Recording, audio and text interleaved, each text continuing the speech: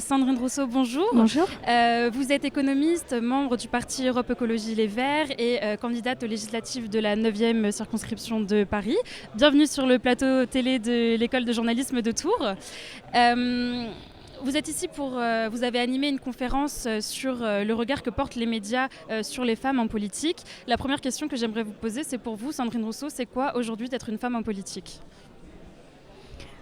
C'est être traité de manière un peu systématiquement différente, c'est faire face à des oppositions, à des procès en délégitimation, mais c'est aussi lever l'espoir. C'est-à-dire que je pense qu'on est à un moment charnière là, de la politique, du journalisme, etc., où j'ai l'impression qu'à la fois la présidentielle a été un moment de backlash pour les femmes, mais que finalement cette révolte sourde que je sentais au moment de la primaire et que je sens toujours dans la société est en train de faire basculer la chose. Donc oui, c'est dur, en ce moment c'est dur, mais j'ai comme l'impression qu'en fait il ne faut pas grand-chose pour renverser la table, et donc j'invite toutes les journalistes qui nous écoutent, mais aussi tous les journalistes, à faire en sorte que ce traitement différencié, ce sexisme permanent prenne fin. D'accord. Le 8 mars dernier, vous avez accordé une interview à Libération dans laquelle vous affirmiez, je cite, voir un relent sexiste dans votre éviction face à Yannick Jadot. Est-ce que vous pouvez nous en dire un peu plus ? Je ne sais pas s'il y a beaucoup de personnes, de personnalités politiques qui ont été virées des campagnes. Je ne crois pas qu'il y en ait eu beaucoup en fait. J'ai de mémoire Nathalie Kosciusko-Morizet qui a été virée du conseil, d'un conseil national des Républicains. Mais je crois qu'on est les deux à partager ça. Et ça pose une question, c'est-à-dire pourquoi la violence s'exerce comme ça sur les femmes ? Qu'est-ce que c'est que d'être une femme indépendante ? Qu'est-ce que c'est qu'avoir une parole libre ? Et qu'est-ce que c'est aussi de pouvoir imposer une personnalité différente dans l'espace politique ? Je crois qu'aujourd'hui, on doit se poser ces questions et respecter en fait les chemins qui sont pris par les femmes pour pouvoir s'imposer. Et comment souhaiteriez-vous que la place des femmes évolue dans la politique ? Je souhaiterais qu'elle évolue dans le sens dans lequel elle a évolué pour les hommes, c'est-à-dire qu'on considère que les femmes sont évidemment légitimes à exercer le pouvoir politique, que les femmes sont évidemment compétentes, que les femmes sont évidemment à même d'exercer un leadership, et que ça ne doit pas être remis en cause. Après, on peut discuter de telle ou telle erreur politique, on peut discuter de telle ou telle stratégie mise en œuvre.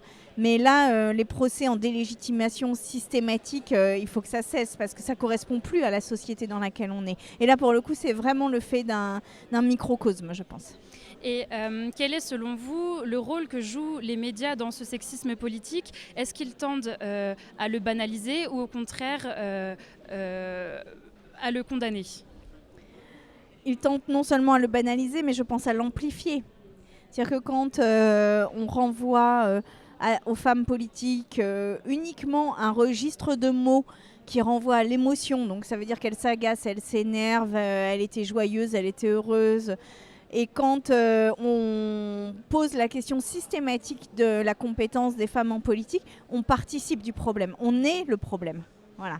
Donc là-dessus, il y a quelque chose vraiment d'une forme de discipline, de déontologie à exercer, ce qui n'est pas facile parce qu'on a chacun et chacune nos biais. C'est-à-dire qu'on est construit socialement comme ça. Donc en fait, il faut vraiment avoir un travail très fin d'analyse de la manière dont on traite les hommes et les femmes, des mots que l'on utilise pour relater les hommes et les femmes, et de la place qu'on laisse aussi aux femmes et aux hommes, et qu'on reconnaisse les parcours des femmes, non pas comme des parcours, parce que souvent les femmes, elles n'ont pas les mêmes parcours que les hommes. C'est-à-dire que les hommes, en général, ils ont été assistants parlementaires, puis dans un cabinet de ministres, puis ils deviennent ministres eux-mêmes ou candidats eux-mêmes. Alors que les femmes, souvent, elles trouvent leur légitimité à l'extérieur de la sphère politique, c'est-à-dire que ce sont des militantes, associatives, etc. Et donc, il faut reconnaître aussi ces compétences-là. Et pour terminer cet entretien, je voulais vous demander quel était votre souvenir, votre pire souvenir avec un journaliste ou une journaliste sur ces questions du sexisme. Il y en a plein qui me reviennent, mais moi j'ai envie de mettre l'accent sur deux choses. La première, c'est cette assignation qu'on m'a collée pendant la primaire à être une Greta Thunberg ménopausée, où en fait ça renvoie, parce que Greta Thunberg elle est pensée comme étant prépubère, moi comme ménopausée, donc en fait ça veut dire que le journaliste au moment où il a dit ça nous mettait en dehors du champ du désir sexuel des hommes. Et ça, c'est pas possible. Enfin, je veux dire, moi, je fais pas de la politique pour être dans le champ du désir sexuel des hommes. Je fais de la politique pour changer la vie des gens. Et que je sois ménopausée ou pas n'est pas la question, en fait. C'est-à-dire que j'ai refusé de répondre à cette question de savoir si je l'étais ou pas, précisément parce que ça n'est pas la question. Donc ça, c'est la première chose. Et le deuxième exemple, c'est la semaine dernière sur Public Sénat, où 3 hommes sont arrivés sur le plateau et m'ont vraiment ont posé le fait que le féminisme que je soutenais était un féminisme qu'ils jugeaient violent pour eux parce que je dénonçais les inégalités structurelles dans la société de partage des tâches domestiques, par exemple.